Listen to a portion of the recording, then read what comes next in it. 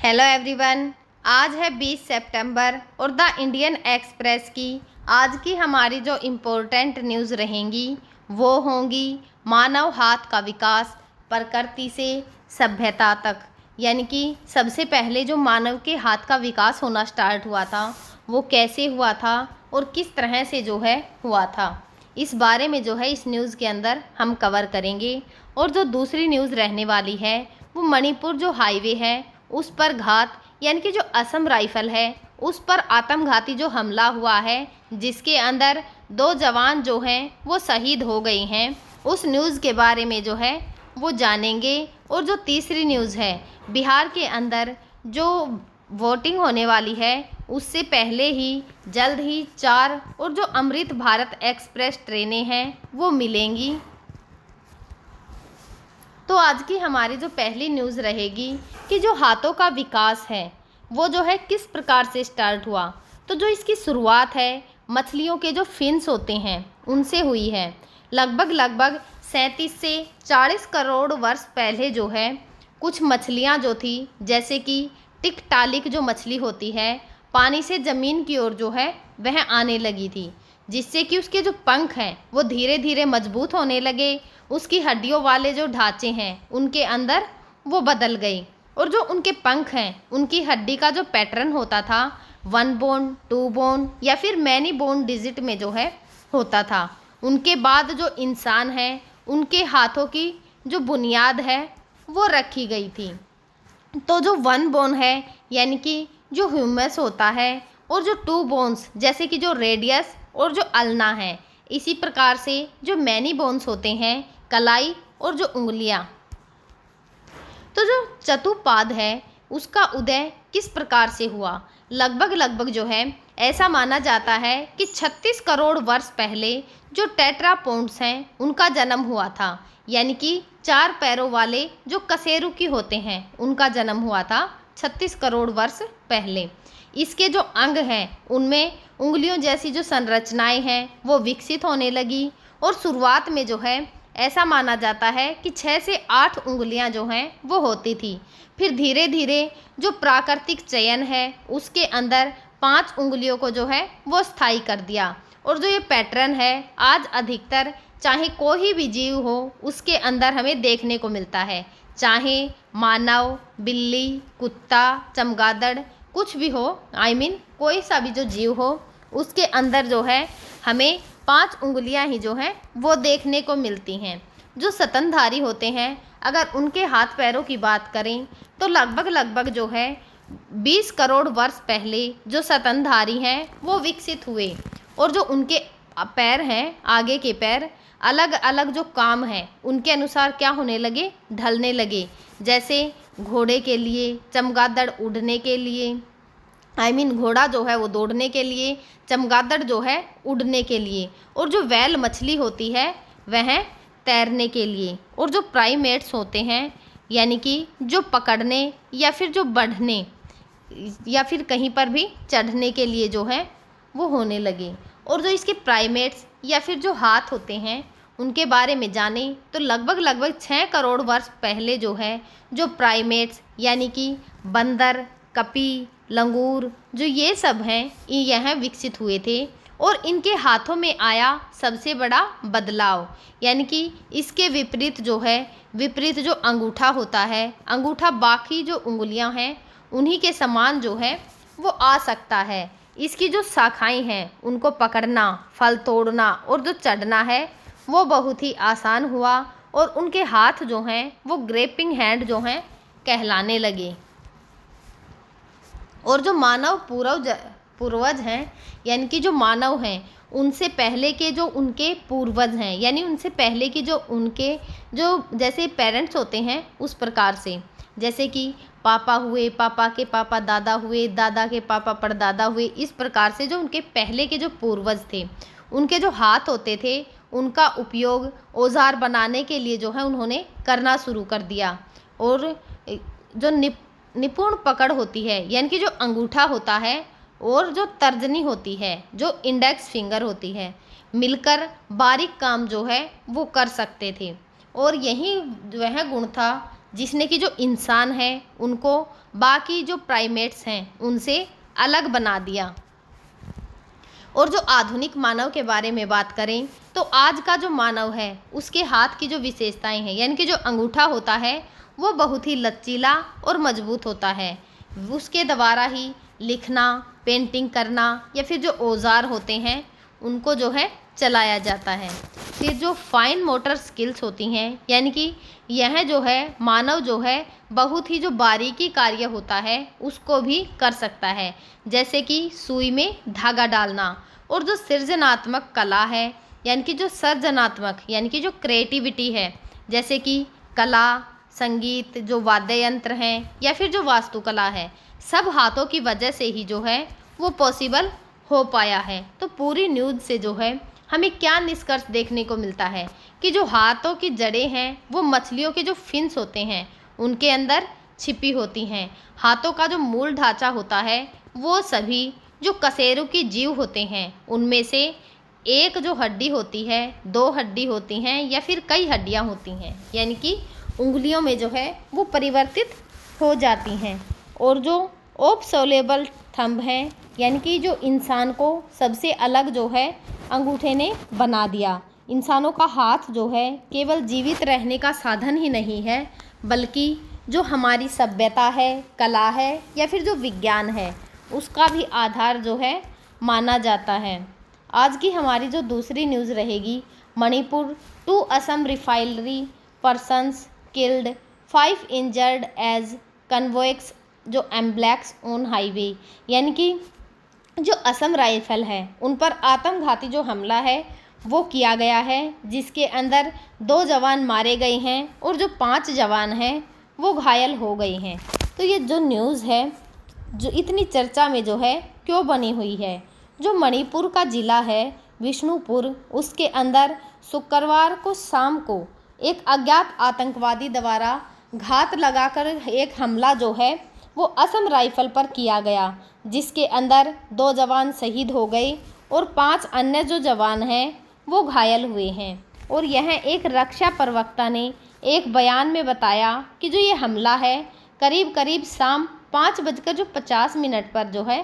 हुआ, जबकि जो 33 असम राइफल की एक टुकड़ी जो है नामबोल जो सबल लेकाई इलाके में राष्ट्रीय राजमार्ग 2 पर जो है आगे बढ़ रही थी। बयान में कहा गया कि जो ये कार्रवाई है उसमें असम राइफल के 2 जवान शहीद हो गए हैं और 5 घायल हुए हैं, जिन्हें बाद में रिम्स जो क्षेत्रीय आयुर्विज्ञान संस्थान इम्फाल है वहां पर ले जाया गया और उनकी जो हालत है उसका फ़िलहाल जो है वो स्थिर बताई जा रही है। और इससे क्या हताहत हुई है कि जो शहीद होने वाले 2 जवान हैं उनके अंदर नायक जो सूबेदार श्याम कुरुंग और जो राइफलमैन हैं रंजीत सिंह कश्यप जो हैं वे शामिल थे। और जो 5 घायल हुए हैं, अगर उन जवानों की बात करें तो उन्हें इम्फाल के जो regional institute of medical science है, यानी कि जो RIMS है उसके अंदर भर्ती कराया गया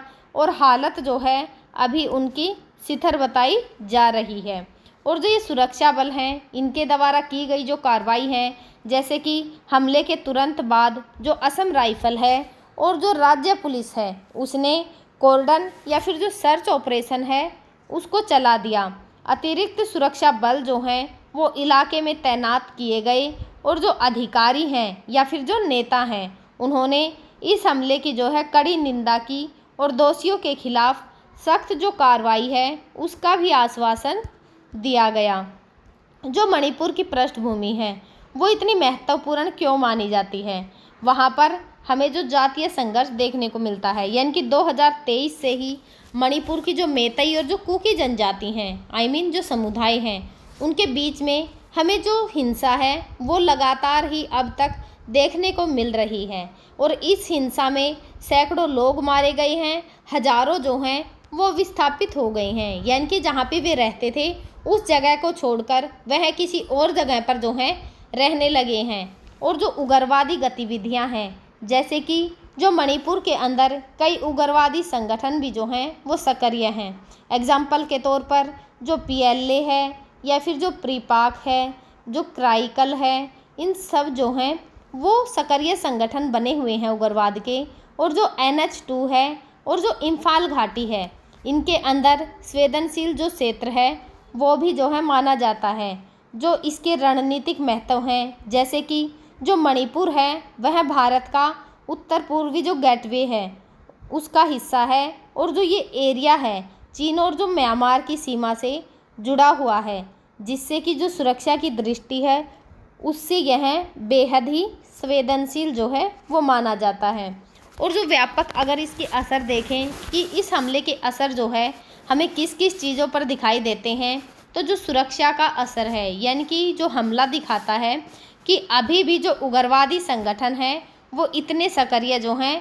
बने हुए हैं कि जो सेना या फिर जो अर्धसैनिक बल हैं उनकी तैनाती को अब जो है और भी मजबूत करने की आवश्यकता जो है वो है। और जो राजनीतिक असर देखने को मिलता है कि जो प्रधानमंत्री के दौरे के कुछ दिन बाद ही ये हमला हुआ है, जिससे कि जो शांति के प्रयास हैं उनको भी धक्का लगा है। जो स्थानीय जनता है अगर उस पर इसका क्या असर पड़ा है उसे जाने, तो भय और जो असुरक्षा का माहौल इस समय पर वहाँ बना हुआ है। जो रोज़मर्रा की ज़िंदगी या फिर जो यातायात के साधन हैं, यानी कि जो NH2 है उस पर भी हमें यह जो है प्रभावी देखने को मिलते हैं। तो जो पूरी न्यूज़ है इससे क्या निचोड़ निकलता है कि जो ये हमला है केवल जवानों पर नहीं बल्कि राज्य की जो स्थिरता और जो शांति के प्रयास हैं उन पर हमला है। और जो मणिपुर की स्थिति है वह यह बताती है कि केवल जो राजनीतिक संवाद ही नहीं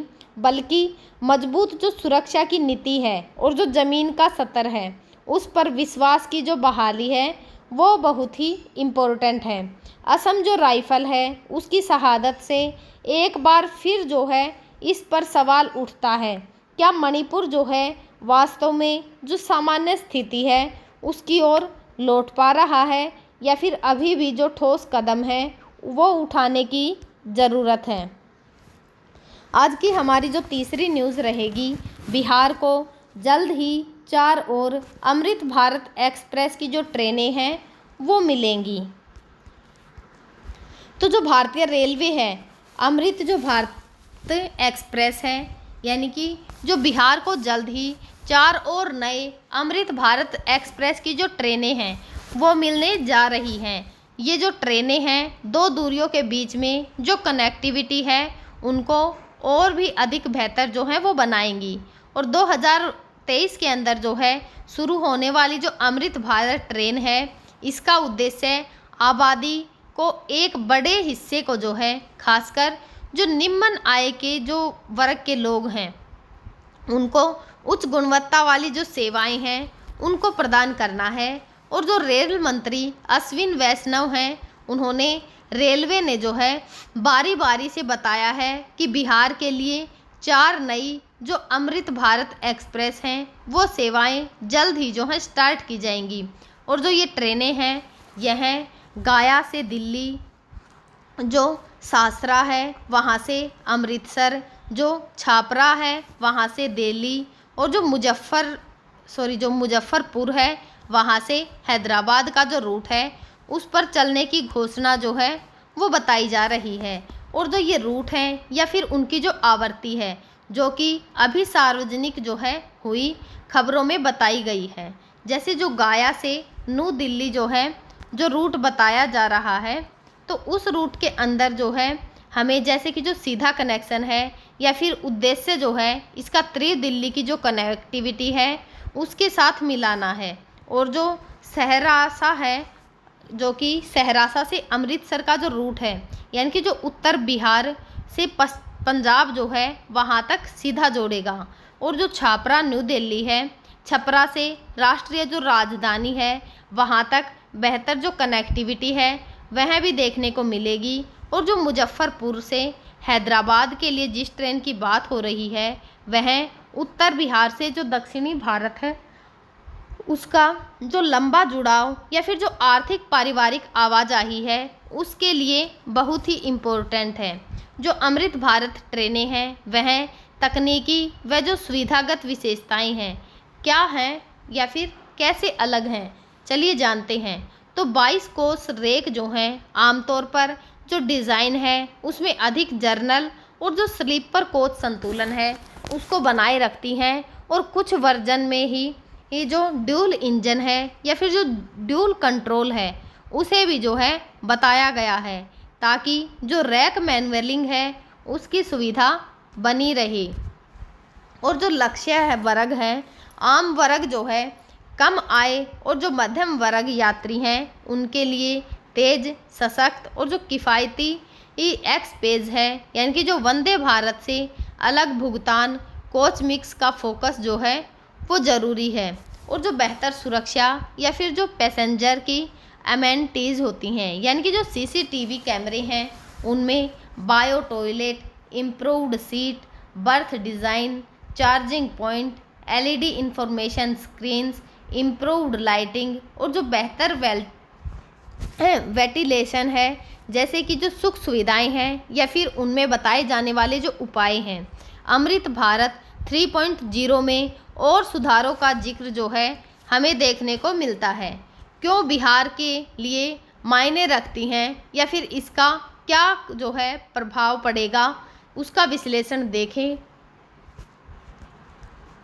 तो जो सीधी राष्ट्रीय राजधानी की कनेक्टिविटी है, जैसे कि जो सरकारी काम है, चिकित्सा है, शिक्षा, रोजगार, इनके लिए जो है बड़ी सहूलियत जो है वो होने वाली है। और जो यात्रा है उसका समय और जो भीड़ है दोनों की ही कम होने की जो उम्मीद है वह नज़र आ रही है। जो उत्तरी बिहार से पंजाब है, यानी कि जो दक्षिण भारत है, यानी कि जो दक्षिण भारत है उसके अंदर कनेक्टिविटी जो कि सासरा से अमृतसर और मुजफ्फरनगर से जो हैदराबाद है। जो प्रवासी हैं वह धार्मिक यात्रा, यानी कि जो पंजाब हरियाणा है उसके अंदर, और जो दक्षिण है उसकी ओर काम करने वाले जो परिवार हैं उनके लिए सीधा जो मार्ग है वह सुझाती है, जिससे कि जो माल है, लोगों की आवाजाही उनको जो है सुगम और सरल बना देता है। और जो स्थानीय अर्थव्यवस्था है उसको भी इससे लाभ जो है वो प्राप्त होता है। जो त्यौहार हैं उनके सीज़न में राहत, रेलवे ने दिवाली को जो है छठ के लिए 12,000 से अधिक स्पेशल जो ट्रेनें हैं उन्हें चलाने की योजना बनाई है। और ये जो है नए अमृत भारत का आगमन त्योहारों में जो भीड़ का प्रबंधन है उसमें भी जो है हेल्प करता है। और जो पर्यटन है या फिर जो बौद्ध सर्किट हैं उनके बारे में जानें तो सरकार ने बौद्ध सर्किट जो ट्रेन है और जो धार्मिक पर्यटन है उनको बढ़ावा देने की भी जो बात है वो कही है। जो गया है, राजगीर, बोध गया के जो क्षेत्र हैं उनके अंदर जो कनेक्टिविटी है वो बहुत ही जो है मजबूत होगी। और जो आधिकारिक प्रेस रिलीज होगी या फिर जो मंत्रियों के बयान हैं उनमें जल्द ही अगले महीने में ही जो दिवाली की छठ पूजा होती है उससे पहले जो है जैसे कि शब्द उपयोग हुए हैं पर हर रूट के लिए official time table, train number, frequency, stoppage किराया, अभी जो रेलवे है उसकी अंतिम टाइम टेबल जो IRCTC है वह जारी करने पर निर्भर है। जो निर्भर है वो करेगा, यानी जो घोषणा हो चुकी है कि जो ये संचालन है वह किन तिथियों पर होगा या जो बुकिंग है उसका खुलना अभी भी जो है वो बाकी हो सकता है। तो हम जो है आगे भी आप सभी के साथ इसी प्रकार से जो करंट की इम्पोर्टेंट न्यूज़ होंगी शेयर करते रहेंगे। तब तक आप पढ़ते रहिए, खुश रहिए। Thank you.